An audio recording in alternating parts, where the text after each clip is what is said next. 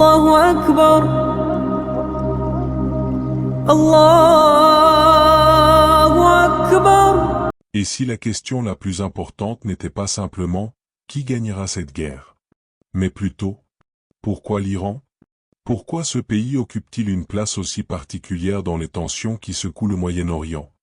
Pourquoi son affrontement avec Israël et les États-Unis dépasse-t-il largement les frontières iraniennes ?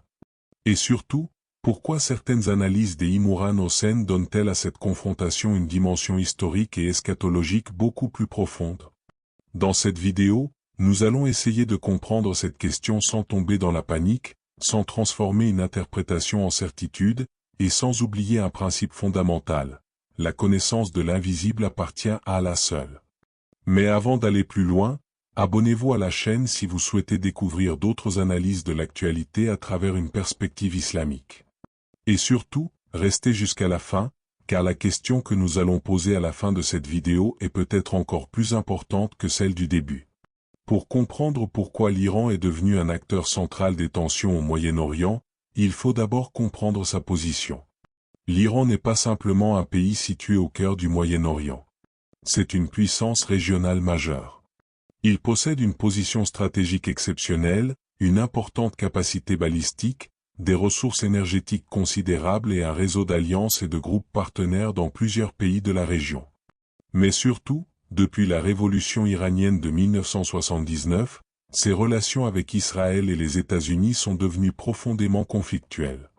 Et c'est précisément cette confrontation qui donne à l'Iran une place particulière dans l'analyse des Imran Hossen. Selon sa lecture, le conflit ne doit pas être observé uniquement à travers les missiles, les bases militaires ou les négociations diplomatiques. Il faut également regarder l'histoire longue. Car pour comprendre les événements actuels, il faut parfois remonter plusieurs décennies en arrière. Pendant des années, la confrontation entre Israël et l'Iran s'est déroulée principalement dans l'ombre. Attaques indirectes, opérations clandestines, cyberattaques, affrontements par l'intermédiaire d'acteurs régionaux, guerres et tensions au Liban, en Syrie, à Gaza et ailleurs. Puis, progressivement, la confrontation directe est devenue de plus en plus difficile à éviter. Pour beaucoup d'observateurs, l'Iran représente aujourd'hui l'une des principales puissances capables de contester l'influence israélienne et américaine dans la région. Pour les dirigeants israéliens et américains, la question iranienne est notamment liée au programme nucléaire, aux capacités balistiques de Téhéran et à son soutien à différents acteurs armés régionaux. Mais dans la lecture d'Imran Hossen, cette explication ne suffit pas. Il pose une question différente. Pourquoi certains États musulmans sont-ils devenus successivement des théâtres de guerre, de déstabilisation ou de confrontation? Et c'est ici que son analyse devient beaucoup plus historique. Pour Imran Hossen, un événement fondamental permet de comprendre une grande partie des bouleversements du monde musulman moderne. La disparition du califat ottoman en 1924. Selon son interprétation, cette disparition a profondément transformé l'équilibre politique du monde musulman. Une grande structure politique disparaît. À sa place apparaissent ou se consolident de nombreux États-nations. Les frontières sont redessinées. Les puissances coloniales européennes exercent une influence considérable sur la région. Puis vient 1948.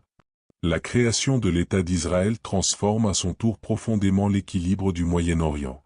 Dans cette lecture, l'histoire du Moyen-Orient moderne ne peut donc pas être séparée de la fragmentation politique du monde musulman. Mais attention, cela constitue une lecture historique et géopolitique particulière, et non une explication unique admise par tous les historiens. C'est une distinction importante. Car notre objectif ici n'est pas de demander aux spectateurs de croire aveuglément. Notre objectif est de comprendre. Dans plusieurs de ses conférences, Imran Hossen développe une critique très forte du projet sioniste. Il estime que les ambitions territoriales et politiques liées à certains courants du sionisme doivent être étudiées à travers leur propre littérature, leurs références religieuses et leur vision historique. Il évoque notamment l'idée des frontières allant du Nil à l'Euphrate. Mais ici encore, il faut être précis. Il ne faut pas présenter cette formule comme la preuve que tous les Israéliens ou tous les Juifs poursuivent nécessairement un tel projet. Ce serait une généralisation injuste et contraire au principe de justice que nous voulons justement défendre. Il faut distinguer le sionisme politique, ses différents courants, le gouvernement israélien, la population israélienne et le judaïsme en tant que religion. Ce ne sont pas des réalités identiques.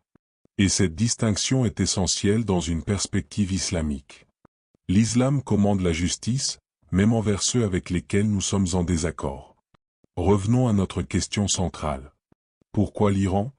Dans la lecture d'Imran Hossein, l'Iran représente un problème stratégique particulier parce qu'il refuse depuis longtemps de se placer dans une relation de dépendance vis-à-vis d'Israël et des États-Unis. L'Iran soutient également différents mouvements de résistance dans la région. Cela lui a permis de construire une influence qui dépasse largement ses propres frontières. Mais cette stratégie a aussi créé de puissants adversaires. Pour Israël, la capacité iranienne à développer des missiles, son programme nucléaire et son réseau régional constituent une menace majeure.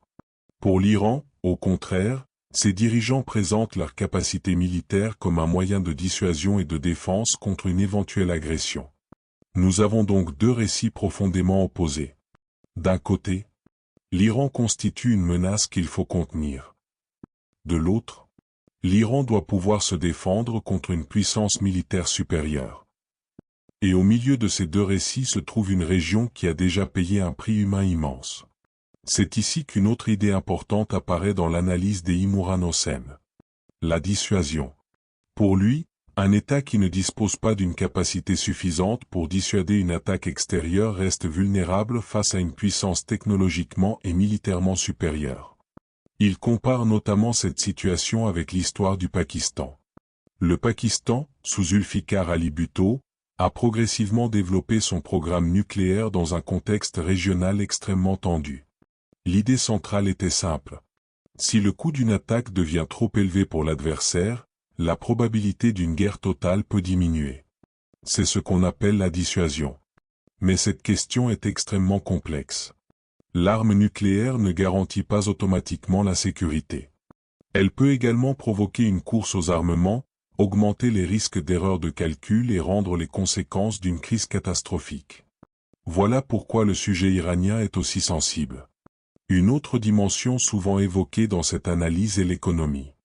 Un pays peut posséder des missiles puissants et pourtant rester vulnérable s'il dépend fortement de systèmes financiers contrôlés ou influencés par des puissances étrangères. Imran Hossein critique depuis longtemps le système monétaire international moderne. Il défend notamment l'idée d'un retour à des monnaies reposant davantage sur des actifs tangibles, notamment l'or et l'argent. Son raisonnement est que la souveraineté politique ne peut pas être complètement indépendante si la souveraineté économique ne l'est pas. On peut être d'accord ou non avec cette proposition. Mais elle permet de comprendre une partie importante de sa pensée. Pour lui, la crise du monde musulman n'est donc pas seulement militaire. Elle est également politique, économique, monétaire, spirituelle et civilisationnelle. Mais si Imran Hossein s'arrêtait à la géopolitique, son discours ne serait pas aussi particulier. Ce qui distingue surtout son approche, c'est sa lecture des événements à travers certains signes associés à la fin des temps. Il évoque notamment le Dajjal. Dans la tradition islamique, le Dajjal représente une figure majeure des grandes épreuves précédant la fin des temps. Il a consacré une partie importante de son œuvre à cette question. Il cherche à interpréter certains événements historiques et certaines transformations de la civilisation moderne à travers cette grille de lecture. Il évoque également Géogé et Magog, ou Yajuj et Majuj, mentionnés dans le Coran et dans les hadiths. Mais ici, une précaution est absolument nécessaire. Nous ne pouvons pas transformer une interprétation contemporaine en certitude religieuse. Les questions relatives au Ghaib, l'invisible, nécessitent une extrême prudence. Allah dit dans le Coran que la connaissance de l'invisible lui appartient. Ainsi, lorsqu'une personne affirme « Cet événement prouve définitivement que tel signe prophétique est en train de se produire », nous devons être prudents. Nous pouvons étudier. Nous pouvons comparer. Nous pouvons réfléchir. Mais nous ne devons pas prétendre connaître ce qu'Allah ne nous a pas révélé avec certitude. Même si nous mettons momentanément de côté les interprétations les plus controversées des Imran Hossein, une réalité demeure. Le Moyen-Orient est devenu l'un des espaces géopolitiques les plus dangereux de la planète. Une crise entre Israël, l'Iran et les États-Unis ne resteraient probablement pas limités à 3 acteurs. Elle pourrait affecter le Liban, la Syrie, l'Irak, le Golfe, les routes énergétiques, les marchés mondiaux, et potentiellement de nombreuses autres régions. C'est pourquoi la question iranienne dépasse largement les frontières de l'Iran. Imaginez un instant une escalade incontrôlée. Une attaque provoque une riposte. La riposte provoque une nouvelle attaque. Un allié entre dans le conflit. Un autre front s'ouvre. Puis un troisième. En quelques jours, une crise initialement limitée pourrait devenir une confrontation régionale. C'est précisément ce mécanisme d'escalade qui rend toute confrontation directe aussi dangereuse. Et c'est pourquoi il serait irresponsable de regarder ces événements uniquement comme un spectacle géopolitique. Derrière les cartes, les missiles et les déclarations politiques, il y a des millions de personnes. Des familles, des enfants, des civils, des populations qui n'ont souvent aucun contrôle sur les décisions prises par leurs dirigeants. C'est probablement ici que son discours devient le plus intéressant. Car son message ne consiste pas simplement à dire « Regardez ce qui arrive à l'Iran ». Il cherche plutôt à poser une question à la Oumma. Sommes-nous préparés à comprendre notre époque? Préparés intellectuellement, préparés spirituellement, préparés économiquement, et surtout, préparés moralement. Parce qu'il existe 2 erreurs opposées. La première consiste à ne rien vouloir comprendre. À considérer que la politique mondiale ne nous concerne pas. À laisser les autres décider de notre avenir sans même chercher à comprendre les mécanismes qui façonnent notre monde. La deuxième erreur consiste à tomber dans la peur permanente. À voir le Dajjal partout. À transformer chaque guerre en prophétie. À annoncer des dates. À prédire avec certitude l'arrivée de tel ou tel événement. Cela n'est pas une préparation spirituelle. C'est une source de confusion. Le musulman doit donc chercher une troisième voie. La connaissance sans obsession. La vigilance sans panique. La foi sans superstition. L'action sans précipitation. Et surtout, la confiance en Allah sans abandonner ses responsabilités. C'est probablement l'une des leçons les plus importantes que l'on puisse tirer de cette discussion. Nous ne contrôlons pas les décisions des grandes puissances. Nous ne contrôlons pas les marchés. Nous ne contrôlons pas les guerres. Nous ne contrôlons pas les dirigeants. Mais nous pouvons contrôler notre propre comportement. Nous pouvons apprendre. Nous pouvons prier. Nous pouvons aider. Nous pouvons éduquer nos familles. Nous pouvons refuser la haine aveugle. Nous pouvons chercher la vérité avant de partager une information. Et nous pouvons rester attachés au Coran et à la Sunna. Dans une époque où une vidéo peut faire le tour du monde en quelques minutes, une autre responsabilité apparaît. La vérification. Une image peut être ancienne. Une citation peut être sortie de son contexte. Une déclaration peut être falsifiée.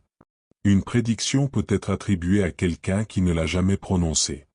Et une interprétation peut être présentée comme un hadith authentique. Voilà pourquoi le croyant doit apprendre à distinguer ce qui est établi, ce qui est probable, ce qui est interprété, et ce qui relève simplement de la spéculation. Cette discipline intellectuelle est particulièrement importante lorsqu'on parle de guerre, de religion et de fin des temps. Faut-il donc croire tout ce qu'Imran Hossein dit? Non. Et il serait même contraire à l'esprit de cette vidéo de vous demander de le faire. Il a développé une lecture originale de la géopolitique, de l'histoire et de l'eschatologie. Beaucoup de musulmans trouvent ces analyses profondément stimulantes. D'autres savants et chercheurs contestent certaines de ces interprétations. Certaines de ces positions ne font pas consensus. C'est précisément pour cette raison que nous devons écouter avec attention, mais également vérifier. Prendre ce qui est solidement établi. Comparer ce qui est controversé. Et laisser à Allah ce qui appartient réellement à l'invisible. Voilà peut-être la question que nous nous posons tous. Qu'est-ce qui va arriver à l'Iran? La guerre va-t-elle s'étendre? Les tensions vont-elles diminuer? Une nouvelle puissance va-t-elle intervenir? Le Moyen-Orient va-t-il connaître une transformation profonde? Et certains événements actuels correspondent-ils réellement aux signes évoqués dans les textes islamiques? Nous devons avoir l'humilité de répondre. Nous ne savons pas avec certitude. Et celui qui prétend connaître précisément l'avenir doit être accueilli avec prudence. Car le musulman ne fonde pas sa foi sur une prédiction YouTube. Il fonde sa foi sur la révélation. Nous pouvons cependant observer une chose. Le monde change. Les équilibres de puissance changent. Les alliances changent. Les technologies militaires changent. L'économie mondiale change. Et le monde musulman lui-même traverse une période de profonde transformation. Face à cela, la question n'est pas seulement « Qui va gagner ?» La question est « Qui sommes-nous en train de devenir ?» Sommes-nous une communauté qui réagit uniquement lorsque les crises éclatent? Ou sommes-nous capables d'étudier l'histoire, de comprendre notre époque et de préparer nos générations futures? Sommes-nous capables de rester unis malgré nos différences? Sommes-nous capables de défendre la justice sans tomber dans la haine? Sommes-nous capables de dénoncer l'injustice sans commettre nous-mêmes l'injustice? Voilà les questions qui devraient réellement nous préoccuper. Peut-être que le véritable avertissement n'est donc pas « Une catastrophe va forcément arriver demain ». Peut-être est-il beaucoup plus simple. Réveillez-vous. Réveillez-vous intellectuellement. Réveillez-vous spirituellement. Apprenez votre religion. Étudiez votre histoire. Comprenez les mécanismes économiques. Analysez les informations. Ne croyez pas aveuglément tout ce que vous voyez sur les réseaux sociaux. Et surtout, ne laissez pas la peur vous éloigner d'Allah. Car même lorsque le monde devient instable, le croyant possède quelque chose que les événements politiques ne peuvent pas lui enlever. Sa relation avec son Seigneur. Alors, pourquoi l'Iran?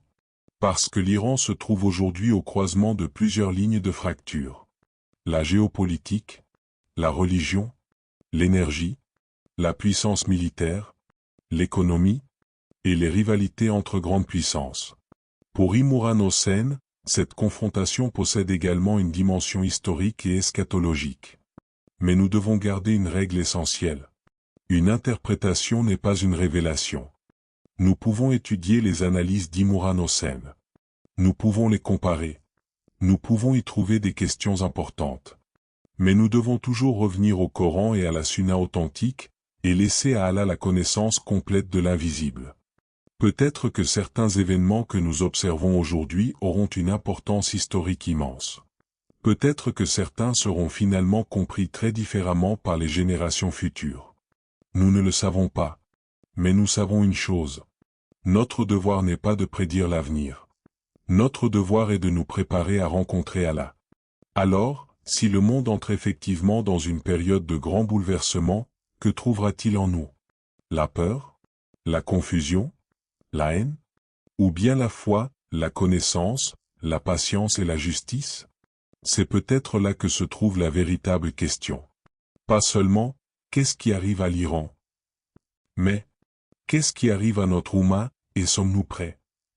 Si cette réflexion vous a été utile, pensez à vous abonner à la chaîne et à partager cette vidéo avec quelqu'un qui pourrait être intéressé par ce sujet. Et surtout, avant de croire une information, une prédiction ou une interprétation, prenez le temps de vérifier les sources. Que Allah nous accorde la connaissance utile, la clairvoyance face aux épreuves, la patience dans les difficultés et la sagesse nécessaire pour distinguer la vérité de l'illusion. Que Allah protège les innocents, apaise les peuples touchés par la guerre et guide l'ensemble de la Oumma vers ce qui est juste. Que Allah nous protège du Dajjal et de toutes les grandes épreuves, raffermisse notre foi et nous maintienne fermement attachés à sa guidance.